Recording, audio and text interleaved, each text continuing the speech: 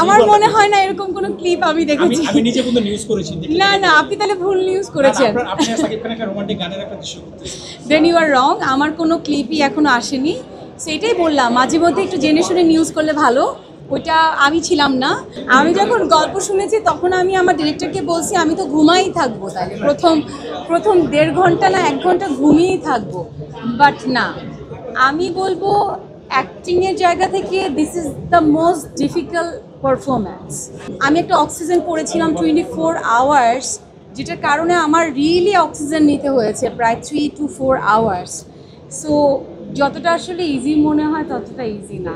আপনাদের যে উত্তেজনাটা সেটা আমার কাছে এখন ভালোবাসাই মনে হয়, এখন আর আগের মতো মনে হয় না। মনে হয় যে না, আমি আসলে কী কাজ করছি সেটা নিয়ে আপনাদের সবার আসলে এক্সাইটমেন্ট। সো ভালো লাগছে যে এই অ্যাওয়ার্ডটা পাওয়া, কারণ এটা হচ্ছে ঘুমপড়ির জন্য পেয়েছি। ঘুমপড়িটা আমার সব কাজই তো আসলে খুব পছন্দের কাজ, বাট ঘুমপড়িটা হচ্ছে বলবো অ্যাক্টিং ক্যারিয়ারের অনেক স্মরণীয় একটা কাজ। বিকজ আমার যে ডিরেক্টর জাহিদ প্রীতম যখন গল্পটা বলছিল তখন আসলে আমি একটু কনফিউজ। আমি ওর গল্পে কখনোই কনফিউজ থাকি না, I am so confident about like Zahid Pritam.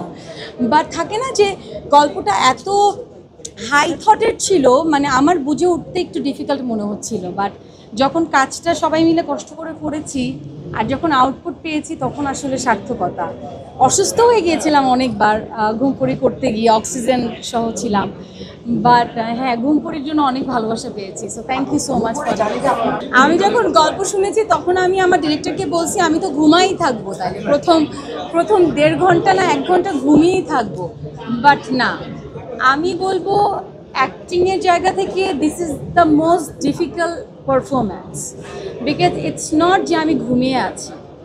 আমি যখন কোমায় থাকবো I have to look at you, but আমার একটা জায়গায় তাকিয়ে থাকতে হবে, কোনো চোখের পলক ছাড়া। ইভেন আমি একটা অক্সিজেন পড়েছিলাম 24 আওয়ার্স, যেটার কারণে আমার রিয়েলি অক্সিজেন নিতে হয়েছে প্রায় 3 to 4 আওয়ার্স। সো যতটা আসলে ইজি মনে হয় ততটা ইজি না। অবশ্যই আমি কখনো কিন্তু বলি না যে আমি এই কাজ করছি, আমি আগের কাজ করব না, বা আজকে আমি নাটক করছি না, ওটিটি করছি, আমি নাটক করব না। No, this is not my ethics, this is not, মানে আমার চিন্তাধারার বাইরে এটা। আমি কখনো বলছি না আমি নাটক করব না, বা কখনো বলছি না আমি ওটিটি করব না। আমি একজন অভিনেত্রী, আমার যদি গল্প ভালো লাগে, আমার যদি অভিনয় করার জায়গা হয়, সেটা যে কোনো কিছু হতে পারে। সেটা যদি মঞ্চ নাটক হয়, যেটা আমি কখনো করিনি, আমি সেটাও করব। আমরা অনেকগুলো ক্লিপ দেখেছি যেখানে আপনি সাকিব খান আছেন এবং গানের একটা আমার মনে হয় না এরকম কোনো ক্লিপ আমি দেখেছি। আমি নিজে কিন্তু নিউজ করেছি। না না, আপনি তাহলে ভুল নিউজ করেছেন। আপনি সাকিব খান একটা রোমান্টিক গানের একটা দৃশ্য করতেছেন। দেন ইউ আর রং। আমার কোনো ক্লিপই এখনো আসেনি, সেটাই বললাম মাঝে মধ্যে একটু জেনে শুনে নিউজ করলে ভালো।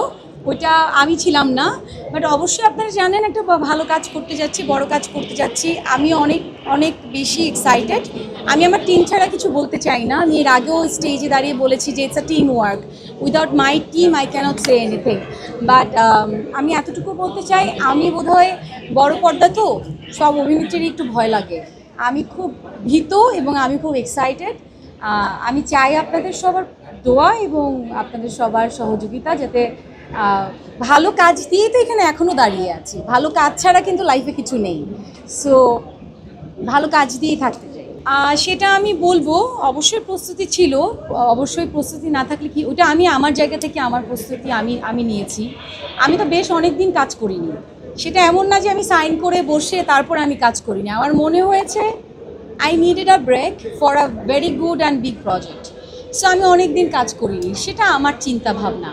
আর বাকি ডিটেলস বলতে চাই, কাজ যখন সাকসেসফুলি শেষ হবে, আল্লাহ চায় যখন রিলিজ হবে, তখন আসলে বলবো।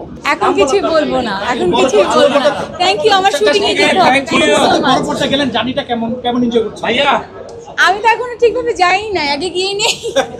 আল্লাহ হাফেজ, থ্যাংক ইউ সো মাচ।